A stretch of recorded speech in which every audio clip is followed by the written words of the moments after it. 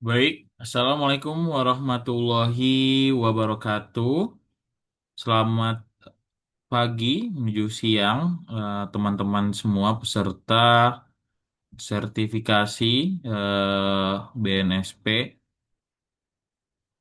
Pada kesempatan kali ini kita akan mempelajari tentang materi bagaimana menyusun rekomendasi kebijakan.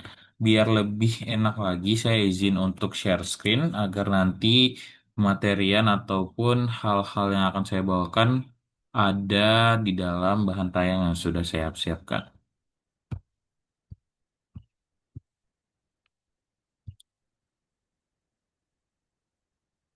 Oke, Bismillahirrahmanirrahim. Assalamualaikum warahmatullahi wabarakatuh. Selamat pagi semuanya dan salam sejahtera bagi kita semua. Salam, Om Swastiastu, Namo Buddhaya, salam sejahtera bagi kita semua. Pertama-tama saya ucapkan terima kasih kepada teman-teman semua yang sudah bergabung untuk mengikuti kelas penyusunan rekomendasi kebijakan. Yang dimana pada kesempatan kali ini saya akan memberikan sedikit banyaknya bagaimana cara ataupun penyusunan rekomendasi kebijakan itu berdasarkan SKKNI dari Kementerian Tenaga Kerja. Langsung aja biar tidak lama-lama tanpa basa-basi, saya izin memperkenalkan karena eh, tak kenal maka tak sayang. Oleh karena itu, biarkan saya untuk berkenalan kepada teman-teman semua. Nama saya Farisin Mirosyad. Saya lahir di Jakarta 17 Februari 2024. Asal saya dan saat ini saya domisilinya di Depok, Jawa Barat. Nomor telepon ada tercantum di dalam dan juga email juga sudah tercantum. Selanjutnya, alangkah baiknya sebelum kita memulai agenda kita hari ini agar diberikan keberkahan dan kelancaran, mari sama-sama kita membaca doa untuk teman-teman yang di agama selain non-Muslim bisa menyesuaikan. Bismillahirrahmanirrahim. Allahumma inni as'aluka ilman nafi'an wa fahman sahihan wa taufiqan fi talabil ilmi. Ya Allah, mudahkanlah berikanlah kesuksesanlah, bukanlah suatu yang ditunggu, melainkan suatu yang harus diusahakan. Oke, habis doa kita melanjutkan. Yang pertama itu ada rules of class, yang dimana pastikan jaringan dari teman-teman itu stabil, dan pastikan juga ruangan dalam keadaan kondusif, tidak lupa didukung dengan pencahayaan yang terang, dan juga dilarang untuk merokok pada kegiatan hari ini, juga didukung dengan baterai yang cukup atau memadai. Adapun safety induction-nya jika terjadi suatu hal yang musibah ataupun keadaan gawat untuk selalu memperhatikan jalur evakuasi dan awasi listrik. Takutnya nanti ada tekanan listrik akibat konslet ataupun lain sebagainya. Oke, sebelum itu teman-teman semua boleh mengisi daftar hadir, tinggal di scan barcode aja teman-teman. Di sini sudah ada dan mungkin aku kasih waktu 2 menit dimulai dari sekarang. Oke, waktunya sudah habis, teman-teman semuanya. Terima kasih. Semoga tidak ada yang terlewat. Nanti kalau ada yang terlewat sebelum sesi ini berakhir, jangan lupa absen pokoknya. Terima kasih. Selanjutnya, nah kita bakal ice breaking dulu nih sebelum mulai biar teman-teman pada semangat semua nih. Ice breakingnya tuh kita nanti bakal gerakan aja gerakan. Saya nggak bakal banyak ngomong nanti teman-teman pada bakal capek karena saya bakal ngasih materi juga. Hmm.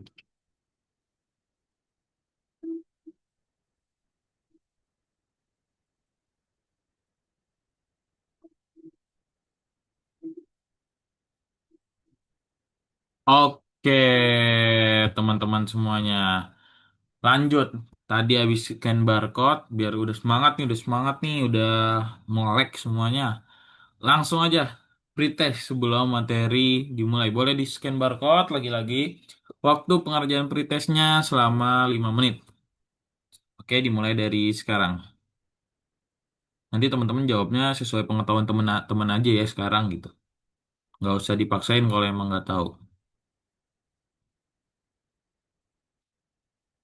Oke, waktunya udah habis teman-teman semuanya. Kita lanjut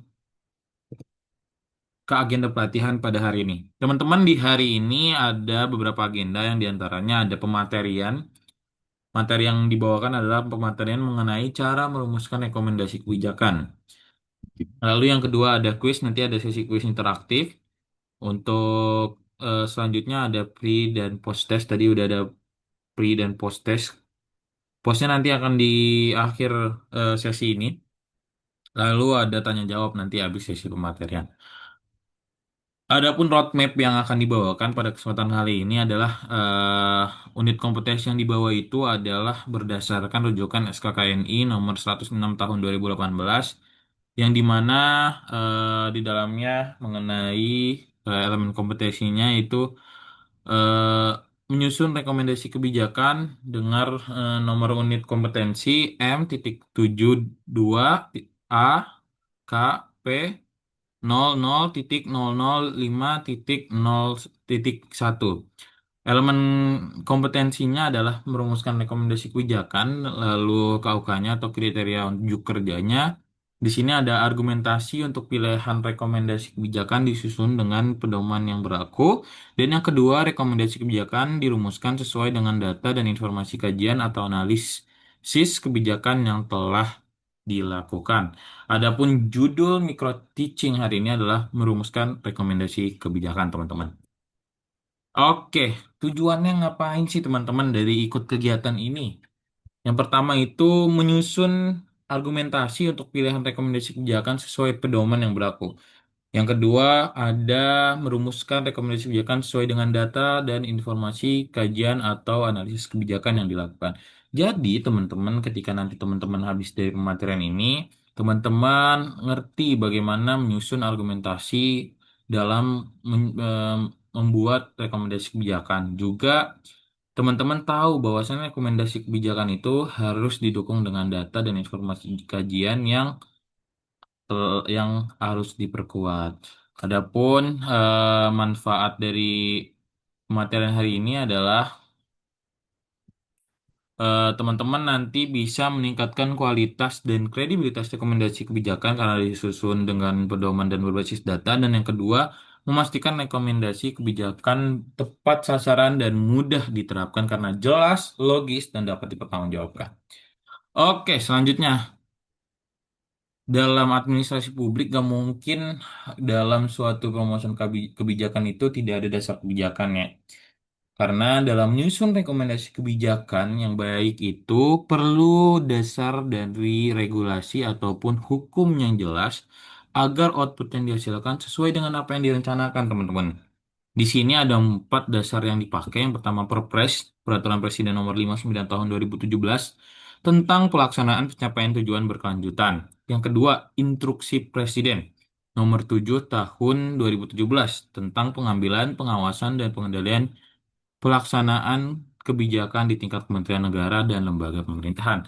Dan yang ketiga adalah Peraturan Menteri Sekretaris Kabinet Nomor 1 Tahun 2018 tentang pedoman persiapan, pelaksanaan, dan tindak lanjut hasil sidang.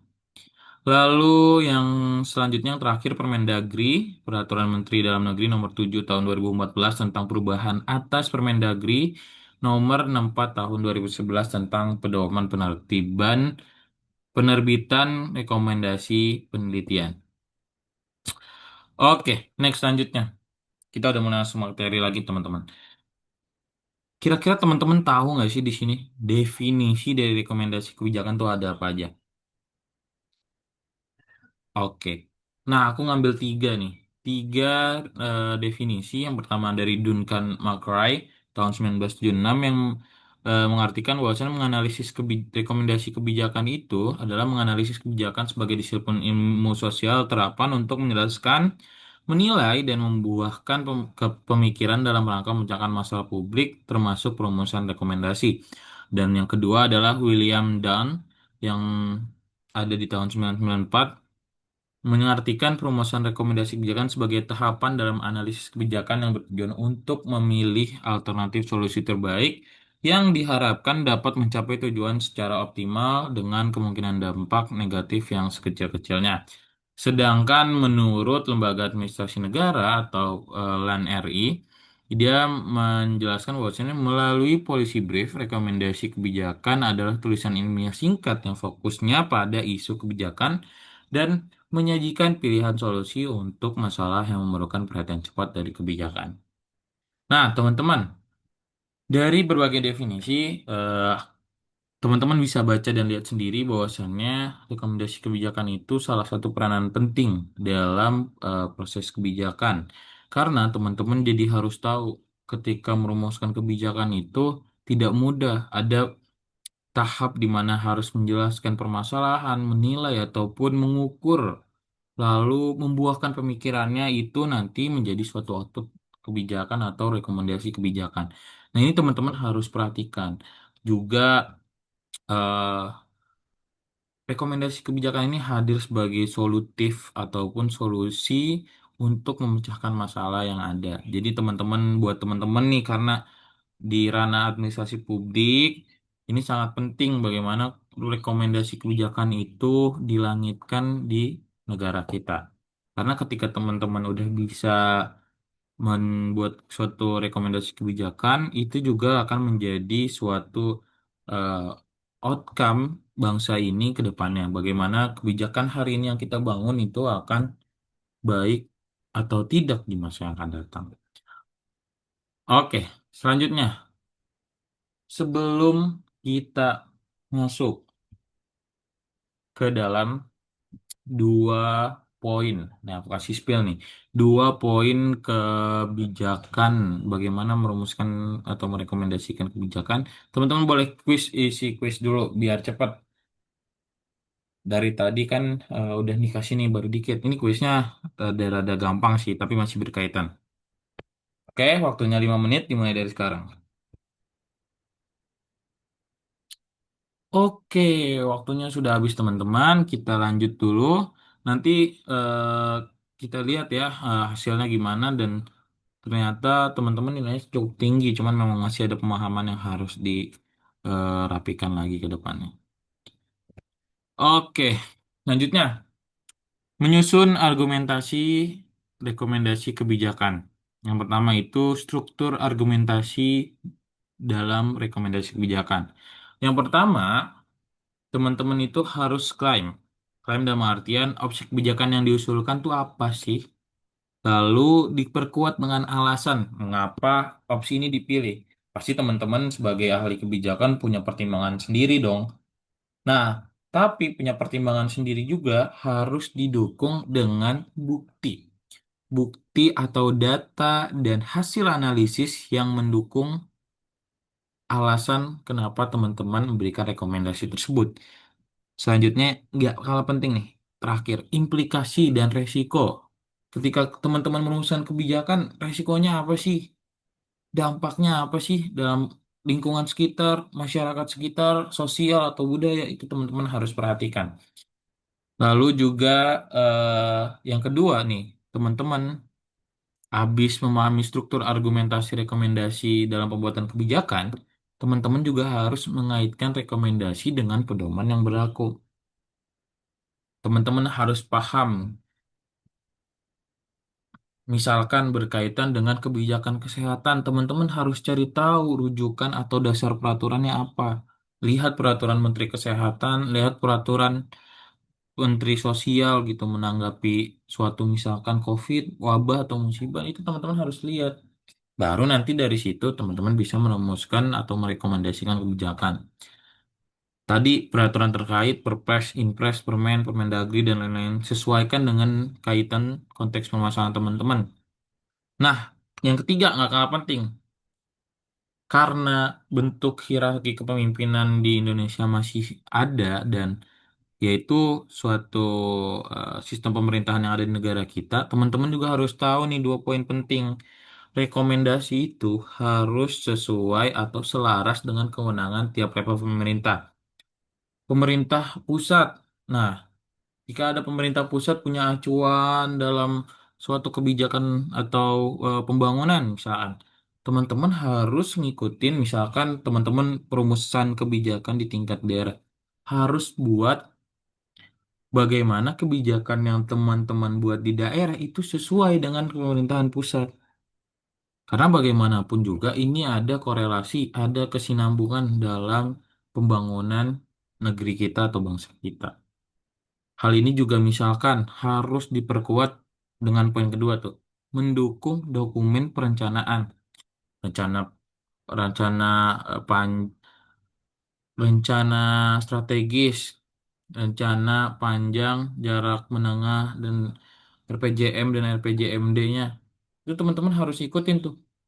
Jangan sampai nanti ada gap informasi, teman-teman tidak membuat kaitannya antara kewenangan tiap level dan dokumen perencanaan pusat 5 tahunan, 20 tahunan, itu justru malah menjadi tadi implikasi atau resiko dari kebijakan yang akan dibuat itu tidak tepat sasaran ataupun meleset dari target yang dikejar. Seperti itu teman-teman.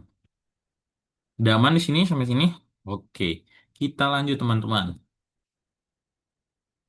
Menyusun argumentasi rekomendasi kebijakan. Ini harus kenapa nih? Teman-teman itu harus rekomendasinya itu berbasis data analisis. Kenapa nih? Ada 4 poin. Data itu sebagai dasar bukan sekedar pelengkap, tapi itu sebagai pengungkap bahwasannya kondisi aktual seperti apa. Sumber, sumber ini tuh biar apa? Teman-teman itu bisa paham bahwasannya yang teman-teman kerjakan itu benar-benar ada datanya, statistiknya, biar enak dalam menyusun rekomendasi kebijakan yang teman-teman buat. Selanjutnya, teman-teman di sini pakai pendekatan evidence-based policy. Artinya apa, teman-teman?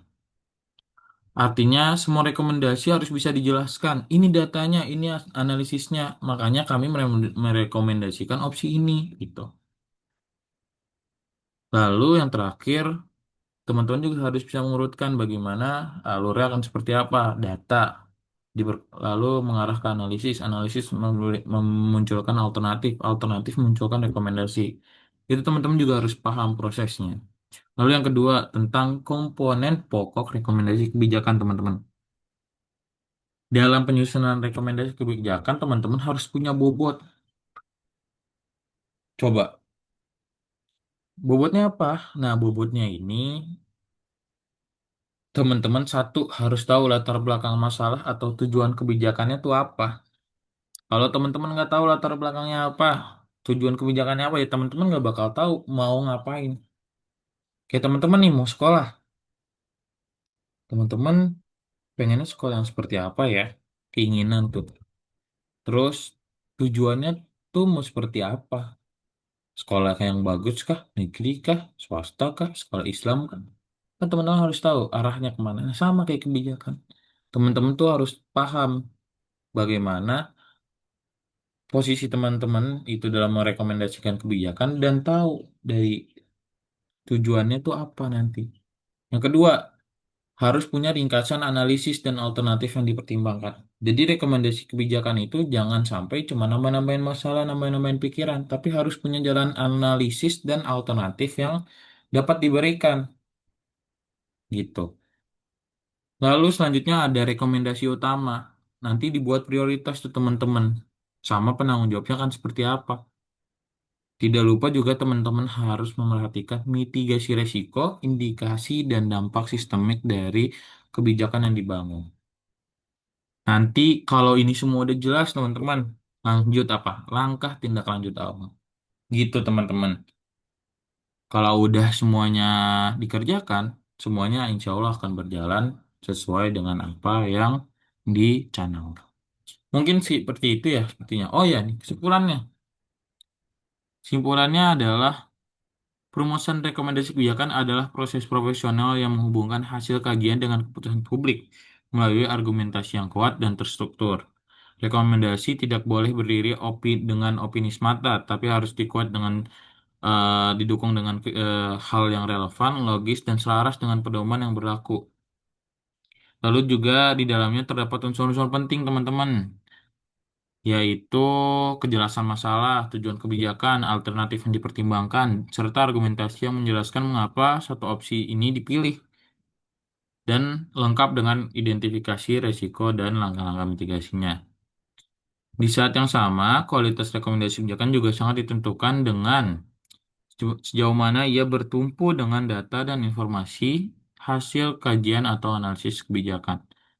Tadi dengan pendekatan evidence-based policy menuntut agar setiap rekomendasi dan dapat kebijakan dapat ditelusuri kembali pada bukti atau data-data yang benar-benar ada faktanya. Mungkin sekian, teman-teman. eh oh ya, ini karena kaitannya dengan kebijakan nih. Karena Pak Prabowo juga pernah bilang tuh, Presiden Republik Indonesia ke-8. Suatu rencana yang paling brilian, namun dilaksanakan dengan setengah hati, akan memberikan hasil yang lebih buruk daripada rencana sederhana yang dilaksanakan dengan penuh semangat. Itu teman-teman, pesannya adalah bagaimanapun rekomendasi kebijakan yang teman-teman buat itu harus nantinya diperkuat dengan data yang ada, harus buat dengan baik mengetahui kondisi, nggak apa-apa, sederhana, nggak harus mencolok, nggak harus mentereng. Yang penting nanti kalau rekomendasinya kebijakannya sudah keluar, teman-teman bisa merealisasikan atau nanti tugas eksekutif merealisasikan program atau rekomendasi kebijakan itu yang lebih baik lagi ke depannya. Sehingga manfaat dari rekomendasi kebijakan yang teman-teman buat ini benar-benar dirasakan oleh masyarakat. Oke, terakhir post test saya kasih waktu 5 menit kan tadi udah kasih materi nih. Semoga bisa menjawab karena tadi kalau teman-teman yang teman-teman catat itu bisa membuat teman-teman lebih paham lagi gitu. Boleh waktunya 5 menit? Oke, waktunya sudah habis teman-teman. Selanjutnya saya ucapkan terima kasih sudah mengikuti pematerian hari ini. Selanjutnya kita boleh agenda eh, tanya jawab. Ada pertanyaan teman-teman semua?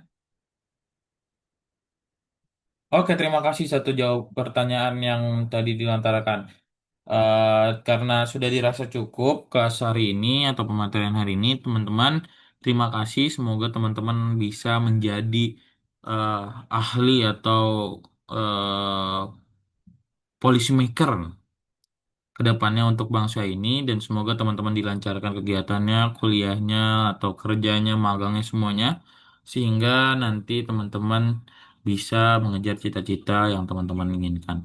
Kurang lebihnya mohon maaf.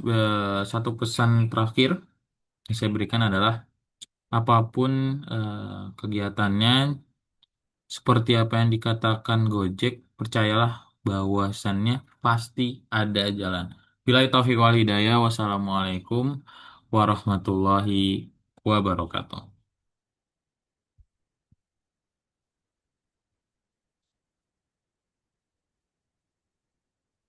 Oke.